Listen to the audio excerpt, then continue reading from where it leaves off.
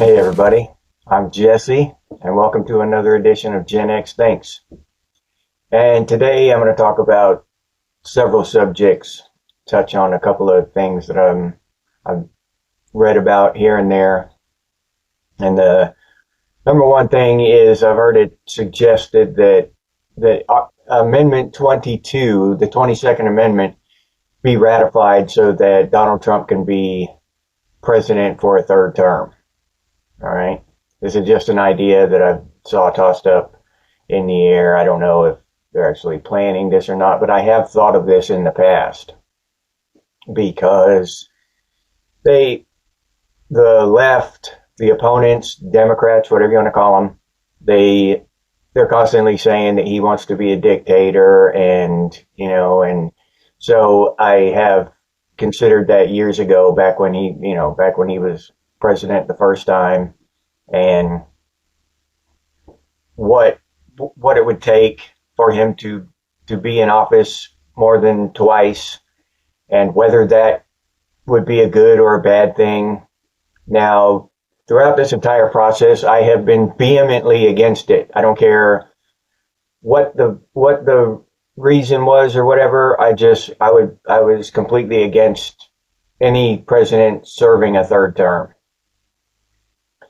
Now I've moved away from that solid position, and in a more, thoughtful kind of situation now. And I'll give you the reasons. The first reason is that I looked at the 22nd Amendment, and it was put in place, I think, in 1951 because Theodore Roosevelt had been president 4 times. There was nothing wrong with that. He was president 4 times. America's still America. I mean, we didn't want him to sit up there forever and be king, but there's no reason why that the 22nd Amendment couldn't say that 4 times is the most a president can serve, or 3, or whatever. The number they came up with is just arbitrary. It was random. So there's that. I don't think there's anything inherently bad or evil in a president serving 3 or 4 terms, especially if he's doing good things for America. And that's the key point. He's got to be doing good things for America. He's got to be America first and making America great again, and doing the will of the people. Now, just like I said during Sunday's episode, humans should be doing the will of God. That's just basically, I think, what it boils down to. And I think that politicians, it's the same idea. Politicians, president, all the way down, should do the will of the people. Boil it all the way down, and that's what they should be doing. If they do anything else, it's a political sin, in my opinion. So that's where I sit with that. As long as he's doing the will of the people, I don't see any harm in him serving, another term. Now, that's just my opinion. Now, and y'all that are subscribers of mine and that me, you know that I have questioned Trump. I have criticized him, and I will in the future. It's just my nature. I must question these things that they do. And I have questioned this third term stuff when I've seen it brought up before. I've just started to lean away from the straight up solid no answer, and I'm not quite in favor of it yet, but I don't believe right now that it would be a horrible thing, that it's a horrible idea. And the next reason I have for it not being a horrible idea is Trump's age. He's the oldest president we've ever had. I think, what is he now, 82 or something? Or he's the oldest president we've ever elected, because I think Biden's older than him. But he's older than Biden was when Biden was elected 4 years ago. So his age will prevent him from being in there, 30, 40 years. And if he was 40 years old, 35 years old, something like that, and he would, then I would worry about it more, because then we could he could be setting himself up to be a dictator. Trump doesn't have enough time left on the earth to be any kind of dictator. What's he got? Another, 10 to 15 good years left where he's still mobile, and, in 15 years, he's going to be close to 100. We need to allow him to do some stuff while he can. And then I would say that if the 22nd Amendment was ratified, it shouldn't be done until like the end of his term, during the next election, or just before the next election or whatever, right? Because we don't want to do it now in this first year and then him turn around and shit on all of us. Shit on America. Well, he's got to prove himself through this second term, and then we'll decide whether or not, a president should have a third term. He's got to ensure that we have free and fair elections. We cannot have presidents with multiple terms and have these cheating ass fraudulent elections like we had in 2020. Or 2019. So that's where I'm at there. There are some reasons why I would say it might be a good thing, but I can't say that right now. I've got to see what he does over the next 4 years before I can completely get on board with it. But as things sit right now, and everything that he's done more in this week to help America than Biden, Obama, Bush, any of them have during all of their administrations combined, right? And that's just the truth. He's done more in a week to help America than all of them have combined. So, yeah, I would rather see Trump in for another term than have some dipshit in there. And that's the other thing that I've mentioned before in previous videos. Who are we going to put up there next? Somebody's got to carry this torch. And it's got to be someone like Trump. It's got to be someone strong and America first.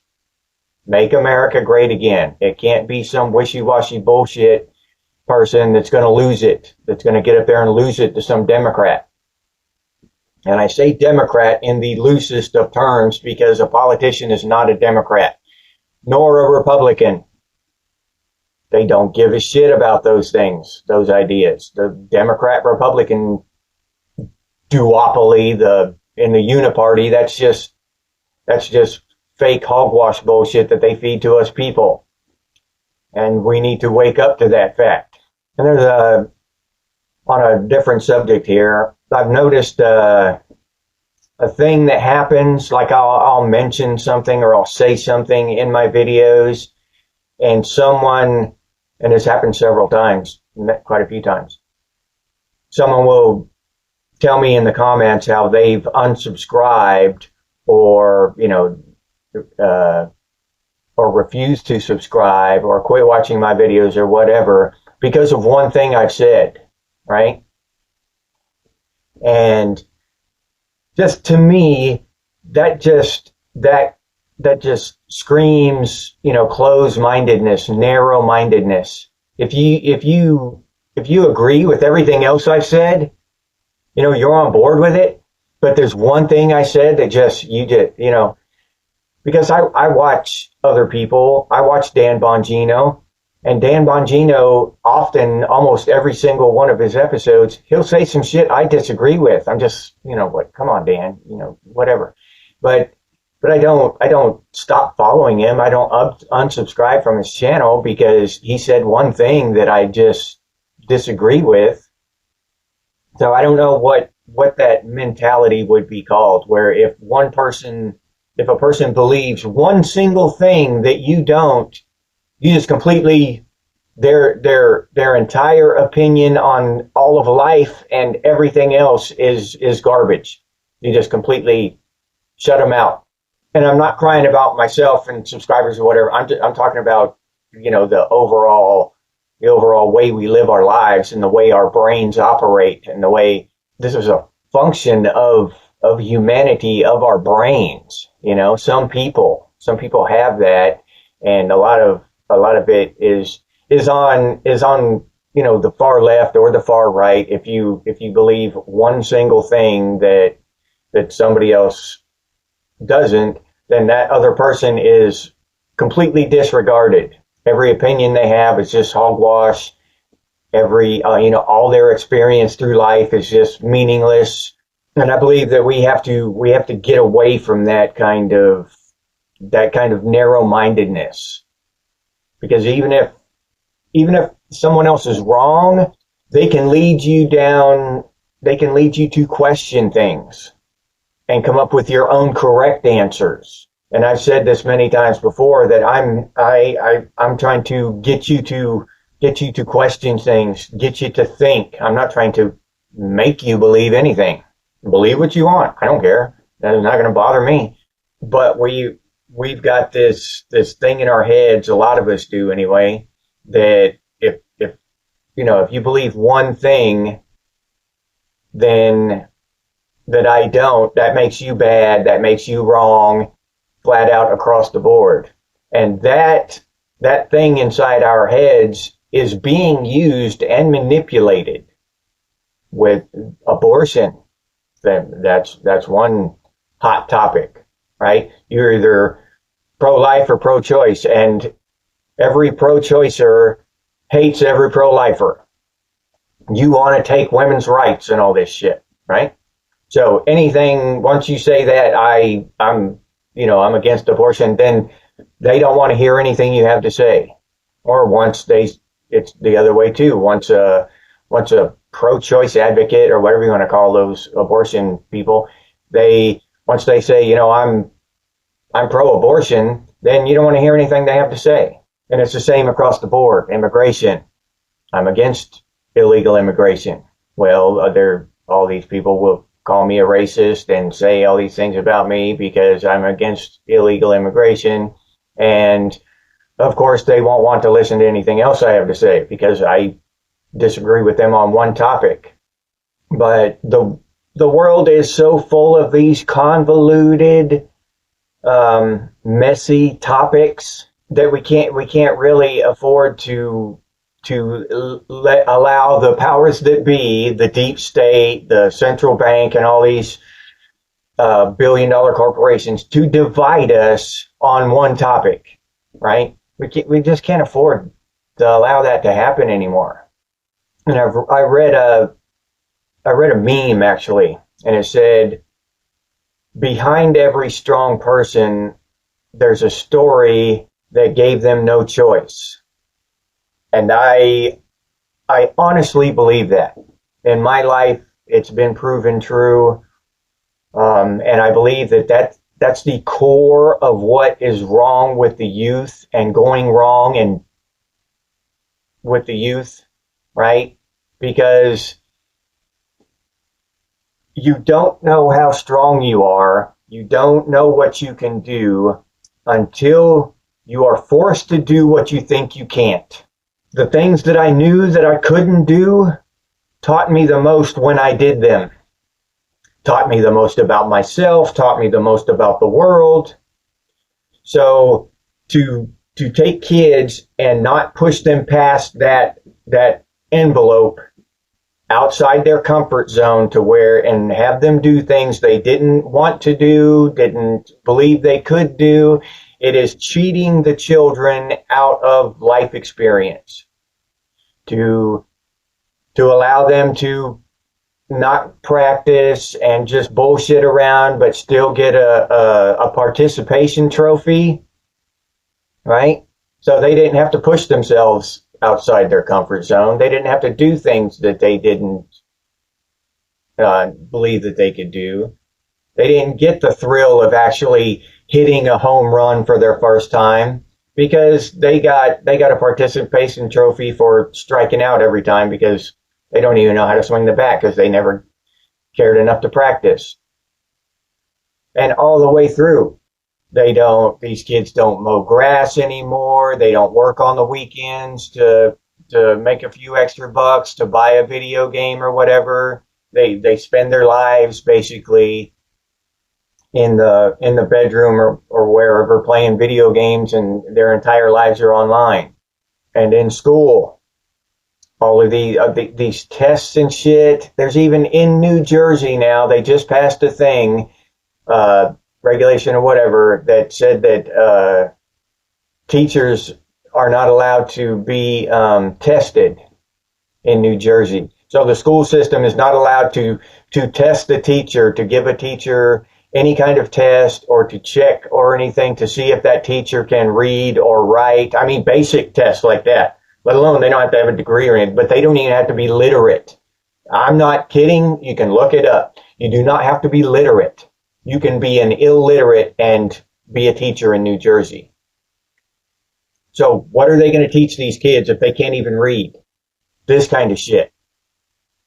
Now, these tests, they're whatever they get on the test now, they can't fail them on tests anymore. They all get a passing symbol of some kind, right? They all get the same symbol because it's all about equality, not equality of chance, right? They all had the equal chance, equality to study and do well on the test. That's not what they mean by equality. They mean to punish the people that actually studied and did well on the test, and just allow the people that didn't study and didn't do well, just allow them to skate. So equality of outcome. They all get a rainbow sticker or whatever instead of A's and B's. So, and this is hurting humanity because these young people aren't pushed to do what they can't do. And that is growth.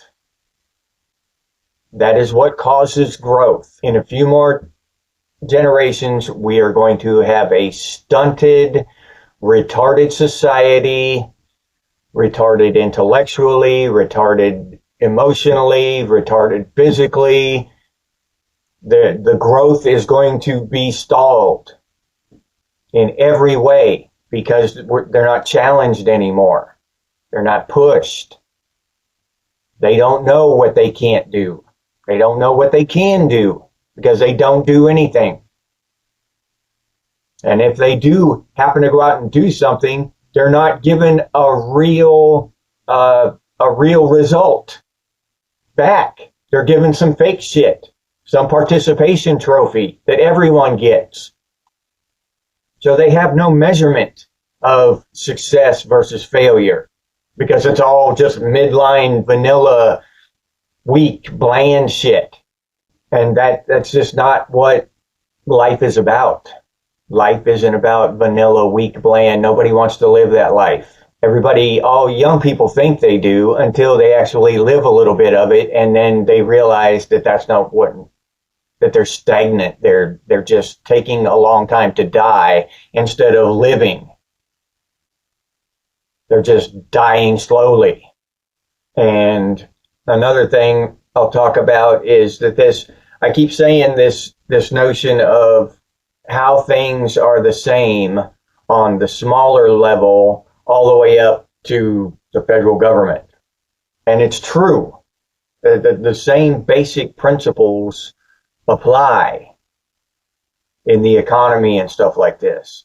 Now these fraudulent billionaires and politicians and stuff, they want to keep telling us how complicated and convoluted these concepts are and how we just wouldn't understand. Well, they're complicated and convoluted because they have spent decades complicating and convoluting them so that we can't understand. Law is easy to understand. You break the law, you get punished. You don't break the law, you don't get punished. It's that simple. These lawyers and bankers and all this stuff, they want us to believe that this stuff is so complex that they are needed. We need them, right? We need lawyers and bankers and all this stuff. We need stockbrokers. That's the most useless job on the planet, probably the most harmful job on the planet to the American people. Well, besides politicians, but stockbrokers. It's just bullshit. But anyway, I know a lot of y'all don't think I'm right about that, but I would hack the stock market into kindling and burn that bitch to the ground if it were up to me. But again, I digress. But let's just say you have, talking about the economy, let's take that and boil that down to a family size, right, in a household, all right? And I'm the dad. I have the option. I can pay an illegal immigrant $10 to mow my yard, or I can pay my son to mow it, but he's going to piss and moan around unless I give him 20, right? He wants 20. If I pay my son to do it and keep the money here at home. Okay, so let's go through the math on this. So now I pay an illegal immigrant $10 to go cut the grass, right? Then my son breaks his video game or whatever, and he needs a new video game. So I've got to go spend $20 to buy him a new video game. And then my other son, he starts complaining because my first son got a new video game, so he wants another video game too, so I got to go buy him a video game. So now I spent $50 because 10 for the illegal immigrant and 20 for each son. All right. Now, if I pay my first son $20, right, to go mow the grass. He goes and mows the grass for $20, comes back, and his video game's broken. Well, he buys his brother's copy, right? He buys something from his brother, and then his brother takes that $20 and goes and buys a video game with it. So now both sons are happy. The grass is mowed. And all I spent was $20 because the money circulated around. It didn't just go off with the illegal immigrant and go and disappear. I kept it in the house. So then it went around. It made its circles before it went off. At least it had the opportunity to do that. And it's the same thing with America. And yes, the price of goods might go up. The price of apples might go up.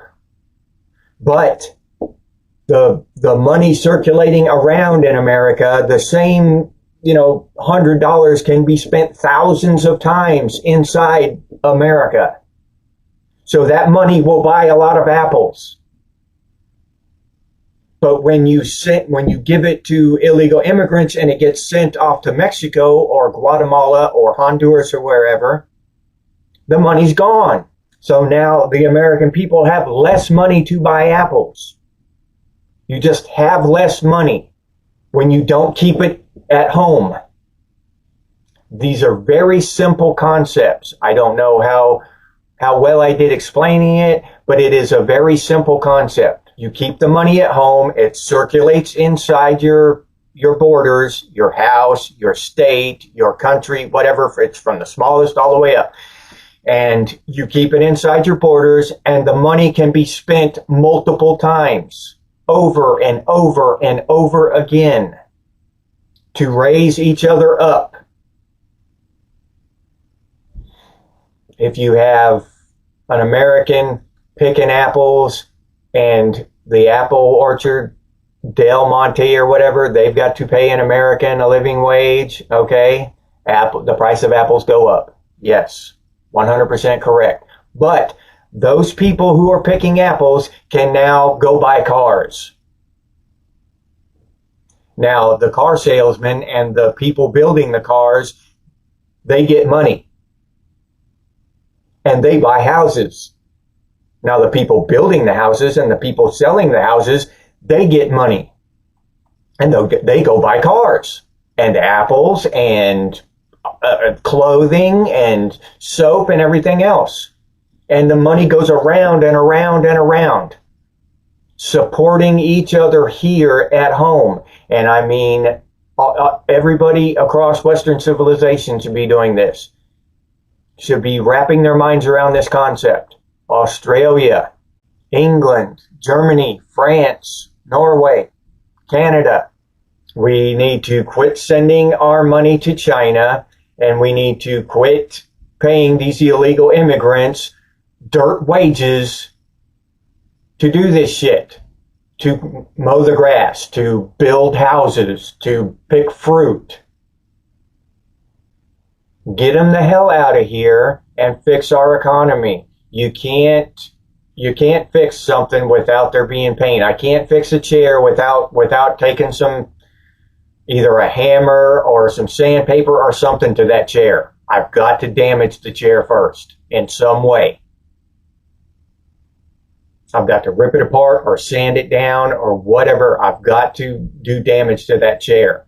We've got to do damage in order to fix things permanently. We can keep putting Band-Aids on them and kicking the can down the road, but the pain, as you do that, the pain just grows and grows and grows. And when you finally run into it face first, it's really going to hurt. But if we do it with our eyes open and we know that it's coming, all right, for a couple years, apples are going to be expensive as hell. Maybe not have an apple for a couple of years. Or maybe I'll have to give something else up because I love apples so much. But we're going to fix our country. It's worth it. And I saw this thing equating anti-immigration to racism. And the thing was, if you're not racist, would you want either 1 million Swedish people to immigrate to America, or would you want 1 million Pakistanis to immigrate to America? That will prove whether you're racist, right? That will show the world, expose your racism, that choice you would make. And these are the kind of shallow bullshit questions I see all the time from the left to make us feel guilty for our decisions, because on the face of it, that makes sense, right? But when you dig down into it, it just completely falls apart. And I'll explain. One, I don't care about the color of their skin. This is a thought experiment. So let's continue with the thought experiment. Let's say that the 1 million Swedish people were dark brown in color. That's the only thing that changes. Or the 1 million Pakistanis were white. White is white. Blonde hair, blue-eyed white people. But they all have the same culture as Pakistanis. They're Pakistani. The dark Swedish people all have the same culture from Western civilization. I would still pick the Swedish people because the color of their skin does not matter at all. Not even a little bit. It's about culture. And that's it. I don't care. Number two, I would pick the Swedish people because they're patriots. They don't want to come over here. They love Sweden. Any patriot. I love patriots. I love Australian patriots. I love Pakistani patriots. I love Indian patriots. The people are staying home trying to make their country as great as it can be. Now, you never hear about massive swarms of Swedish people leaving their country. They're trying to make Sweden great again, just like America's trying to make America great again. Swedish people don't abandon Sweden and go try to leech off another country. And because of that, because they're not leaving Sweden, I would want them to come here. Whether the color of their skin or not, they're patriots. They're good, solid human beings who love their country. That's the kind of people I identify with. Whether they be black, brown, red, yellow, whatever, I don't care. So the racism thing just doesn't work. It's about culture. It's about honor, integrity. Now, us Americans, think about it. Us Americans, we're just think about that, the whole MAGA thing. Make America great again. Stand firm, stay home, and make our country great again. Why isn't our big movement abandon America, abandon ship? Let's go make Colombia great again, or Venezuela, or Nicaragua, or wherever. Let's go to get out of here. Let's leave. Follow me. Maybe that should be our motto. Follow me. So why aren't these people staying home and making their country great again? Why do they insist on coming here and leeching off the American taxpayer? I don't care what color they are. I wish all of the illegal immigrants were white. So we could, when we deported them bitches, the left couldn't say a damn thing. I swear I wish they were white. And then when I shoved them out the damn airplane in their chutes, then the left couldn't say shit. Oh, you're a racist. They're white. That's all they have. That's all the ammunition they have is the color of someone's skin. Not all the billions of dollars we're being bilked to pay for these people. And it's a snowball. Not only is the government just giving them handouts, but when they do get money, they don't pay taxes on it and they send it back to their families, or they, you know what I'm saying? We're just being robbed, coming and going. So in a way, the left actually is right, is correct, because I do wish all illegal immigrants were white. So they have me there, because I would deport the shit out of them, and the left would have to sit there and take it. The woke, racist, haters and all that shit, they would have to shut the hell up and watch us deport the hell out of them, and they wouldn't be able to say shit. But I'll leave you there with that. If you enjoyed this episode, please like, subscribe, and comment. If you'd like to support the channel by becoming a member, I'll leave that link down in the description, or you can head over to the channel page and become a member that way. If you'd like to support the channel directly, you can do so by clicking on that super thanks button down there. Or you can head over to Buy Me a Cup of Coffee and buy me a cup of coffee. Thank you very much to those of you who do that. I sincerely appreciate it. If you're interested in Gen X gear, we got some pretty cool stuff over there at Redbubble. T-shirts, coffee mugs, stickers, Gen X things, and Gen X branded stuff. Feel free to go check that stuff out. I'll leave that link down in the description as well. If you can't or don't want to support the channel in any of those ways, you can always do so by sharing these videos on your social media.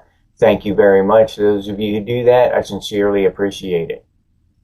If you have any ideas for future episodes of Gen X Thinks, please put those down in the comments, or you can email us, and the email's over on the channel page. You gotta expand the description of the channel, and it's down there in the details of that, but it's over there. I just double checked that. And as always, stay frosty, Gen X, and I'll see you on the next one.